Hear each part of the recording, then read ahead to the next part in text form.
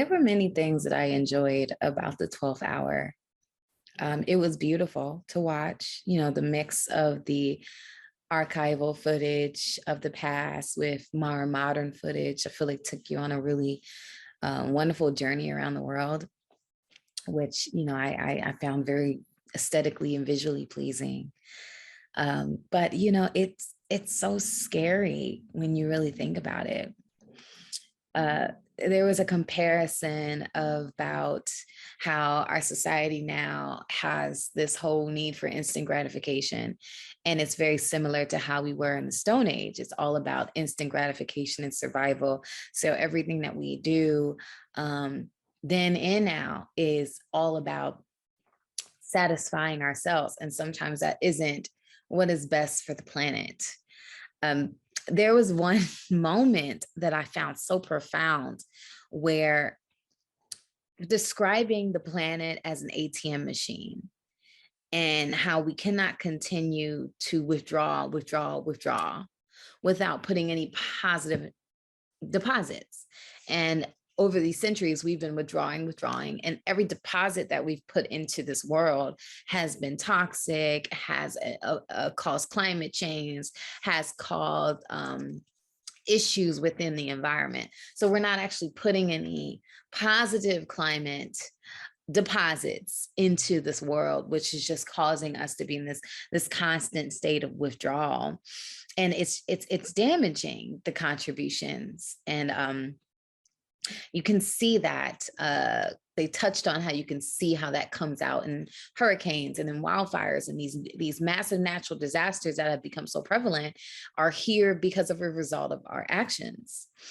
But why it's just so scary is because it's almost, in a way, the messaging is either we fix it or nature will fix it for us. And it's hard to think about the fact that we are nearing the end of humankind, possibly. There was a moment where they did the whole span of the human life on this planet, and they showed how, the years before human life came to pass, it was a long time where, there was no humans on this earth. And then all of a sudden there was a massive jump of when human population became a part of the existence of this world. And you can see the trends of things happening once human life became a part of this world. And it's interesting to think of how long this world has existed without us and how it could possibly exist without us once again. It's scary. I'm scared. It makes me want to do something, but I do know that it's bigger than just recycling a bottle. It's bigger than just drinking, box water or not using a plastic straw. This is an industrial crisis that is so much bigger than me, that this really has to come from the level of the political level. It has to come from the top down, because as long as these things are in place, where we are constantly living as a society off of fossil fuels and off of oil and off of these damaging practices, we're dooming ourselves. So it was a beautifully told tale, scary tale, because at the end of the day, these things will happen. And I feel like this was a very motivating way to get people to move into action. 12th Hour was a nice documentary short. It was about global warming, and had a lot of prominent scientists in there, including Richard Dawkins, talking about the ongoing crisis of global warming, and how some people are just not willing to accept that our planet is changing. Hence, that's why the title is called 12th Hour. The editing and the transitions were pretty cool, as if a standard documentary. Very pristine looking in terms of its shot design and color palette and things like that. It was there was a lot of great shots of the countryside and different parts of England, all around the world. To get the wider story of how global warming affects all of us. So 12 Hour was really good. 12th Hour was a really great film, and it really didn't hold back any punches. It was very honest about the state of our world, the state of the climate crisis, how we got to where we are today, and where we're going if we continue on this path that we're on. I also learned a lot. I did not know that we kind of needed greenhouse gases to operate as comfortable planet. Otherwise, we'd be sitting at around 0 degrees. But obviously, we have been producing these gases in excess, and it's caused temperatures to rise, which causes ice caps to melt, which causes more gases to be released. And, it's a snowball effect. But yeah, and, it talked about how we as a species are so reliant on technology and automation and certain things to be provided for us that if those things were to disappear tomorrow, we are not equipped with the knowledge or tools or skills or know-how to be able to sustain our lives. The majority of us don't know how to forage, grow crops, tend to livestock, all of these things that we need to survive. We no longer have those skills for the most part. And we would probably die out pretty quickly. Even just learning about how systems work, and that we don't really, everything is on demand and instant, and we don't really keep stockpiles of things anymore because it's too expensive. And so if there's some sort of interruption to that flow, we're in trouble. And then also just speaking about, we need to be more mindful. We need to be more conscientious of future generations. And it's really easy to say, okay, I'll think about that tomorrow. I'll think about that tomorrow, because it's not directly impacting us for the most part. But if we keep doing that, nothing keeps happening. And the state of what our planet looks like for our future grandchildren, great-grandchildren, does not look good. And so, there was a lot of information. It was really easy to digest. I thought they presented it in a really, digestible way. And it's a really important film that didn't sugarcoat anything. And I very much appreciate that. Great film. This was such a strong documentary. There's a very important message here, and I thought they did a really good job of talking about climate change, why it's so hard to do anything about it, and the consequences of that inaction. It really hit home when they said that the planet will survive, but we as a species won't. I've never thought of it that way before, but when you look at mass extinction events, you can see how true that statement really is.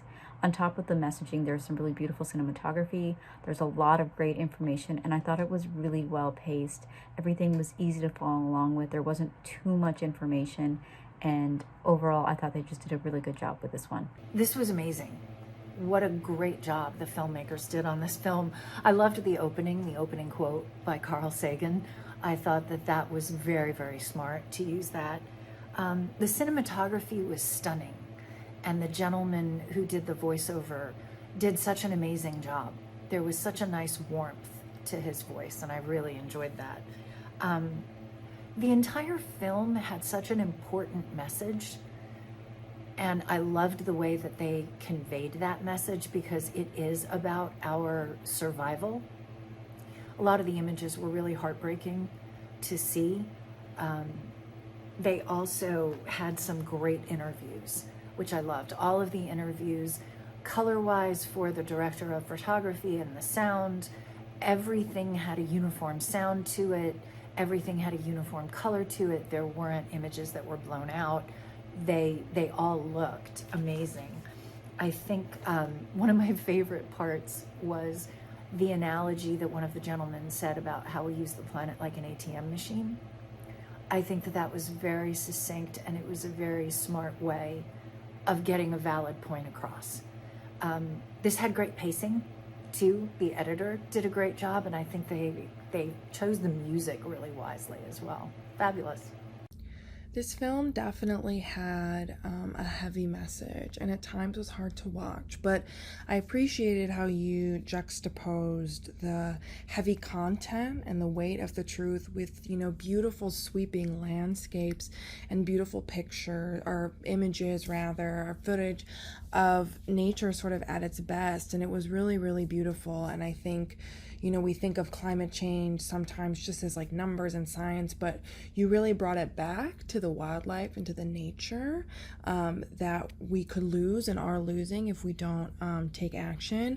And I appreciated the very stark difference in color between what we saw when you were speaking about like the Industrial Revolution versus what we saw when you were talking about nature. The 12th hour was really harrowing. It really shows that, us as humans on this earth are in our 12th hour because we have caused so much damage to the world. You do a great job of showing a blip on a timeline of how short of a time that humanity has been on earth, and how quickly we've ruined it and taken all of its resources, and now we have the earth trying to heal itself through these natural disasters, trying to get us off because we're ruining it. We are in our 12th hour of humanity and existence on this earth, and this highlights that a lot. But more than that, you do more than scaring me. You do a great job of collecting information and imagery spanning decades to really hone in on this point of, it is getting worse. We have clear proof that it's getting worse just through photography and videography, and you put that together really well. You present the facts in a way that is very clear to understand, and you create a clear call to action for the viewer to do something and to find significant change and fight for significant change to help the climate and to help the world. So you do a great job of doing that, and that is like the main takeaway of every documentary, is to create a call to action. And you do that really, really well. So very informative, very scary, but very effective. Well done.